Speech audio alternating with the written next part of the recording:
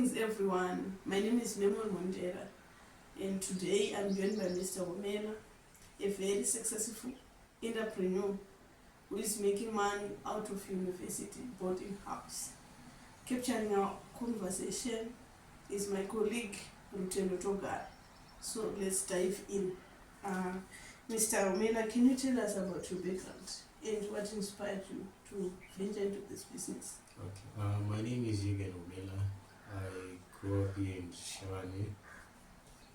Did my university at Middle State University in Guyana. What inspired me to start this boarding house was in 2018 I was staying in Mashingo.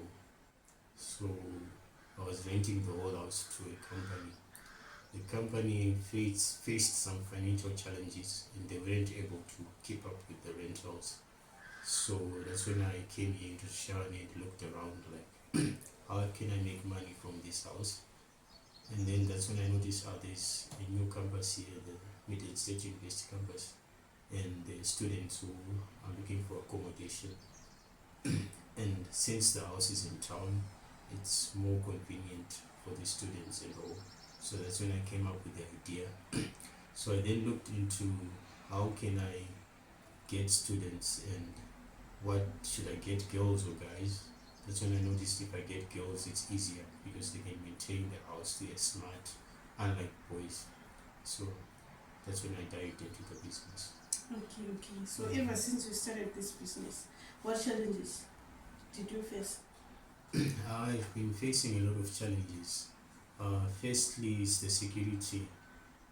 Since it's only girls, it's hard to keep, like, girls attract guys, so a lot of guys come in and they try to take advantage of the girls since there is no male figure around. So I faced a lot of challenges of theft. Like last semester, 2 or 3 rooms got robbed of their laptops and their possessions and clothes as well. The other challenge I'm facing is I do not provide cooked food. They have to cook on their own. So I notice most of the time they don't like cooking, so some students prefer to stay where they can buy food outside. And the other challenge I was facing is when I get students who are promising to come before the semester starts, some of them ended up not turning up, so I had to make an adjustment to force them to make a deposit while they're still at home so that I know they're definitely going to come. The other challenge is my rooms were too big since it wasn't a boarding house. The rooms were quite big, so students had to stay 3 or 4 in each room, and then some students prefer to stay in a room where they're just 2 and not crowded. As well, the other challenge I face is with female students. They also have their boyfriends who want to come and sleep over since they are adults, but some don't prefer that. So I ended up losing some students to that. And the other challenge that I'm seeing as of now is there's no bus stop for the MSU bus here in town. So some students prefer to go into the res and stay off campus, even though the house is in town and everything is convenient, but they don't like to walk to campus because it's a 10-minute walk to the campus. Okay, Mr. Homela, so how did you manage to overcome some of these challenges? Okay, firstly I did mention about the security issue. So as of now I have a security guard who comes at night, and I also installed some cameras on the front gate and on the main door entrance so that I can see what's going on. And the second thing I did mention was my rooms were bigger, so I had to renovate and make them cater for 2 students in each room. Also, I did contact some of the taxi guys to let them know that there are students staying at my place, so when the students want to go to the campus, they just tell the taxi drivers to come through and then they go to the campus. And the other challenge I did mention was some students would promise to come and they did not, then they wouldn't show up. So I had to get an agent who I can trust So the guy brings me students. I know that this semester, if I'm getting 20 or 15 students, I can rely on the agent. Then I know that I don't have to worry. So what type of services do we offer students living in boarding houses? We offer different a variety of services. Like if you see at the entrance, there's a nice lawn and a shed and a gazebo, so that they can hang around there. Like if it's hot, they can go in the shed, study or do group discussions. As well, there's a garden. Those who like vegetables and fruits, they're there. And also, since there's a water shortage in Shani, I did install a bowl and I have a tank. And I know it's in town and the electricity is always there, but I had to install a solar system so that when there's no electricity, the lights and the Wi-Fi stays on. And the other service is always the Wi-Fi. We have unlimited Wi-Fi here. And we also offer bedding and wardrobes and nice meals for the ladies to do. And the other service we offer is we have a big kitchen that is 2 electrical stoves and 2 gas stoves.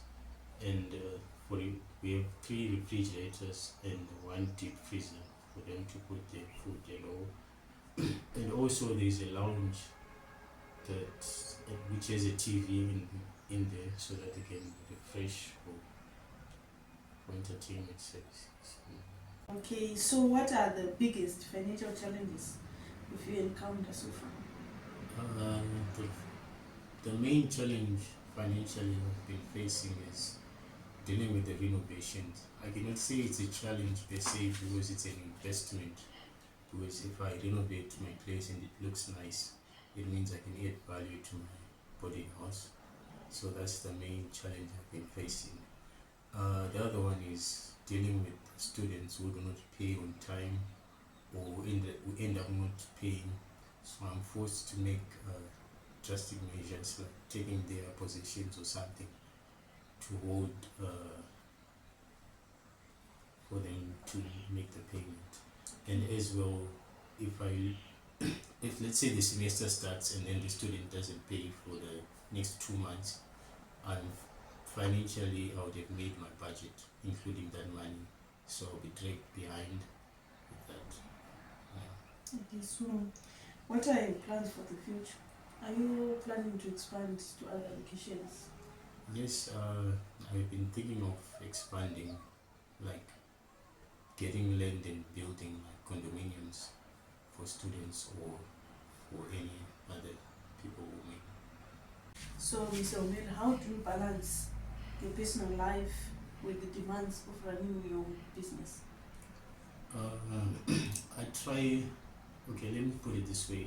I put a system in place that runs the boarding house when I'm away. Like, let's say the security system, I have a security guard and I installed cameras. And I also have a caretaker who stays with the students and helps with cleaning and all that. As well, I'm not always around.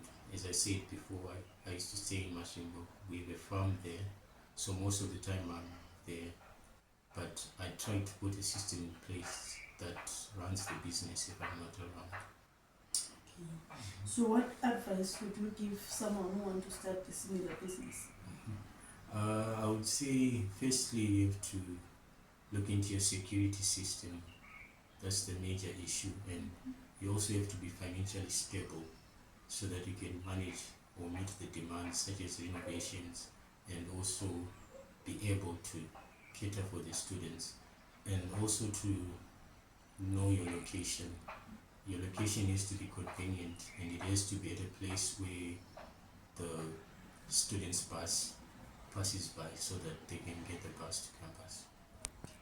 I appreciate you, sir, for giving us your detailed insights on how you run your business. And your insights, I think they are truly valuable to those who want to venture on the same business. Do you have anything to add?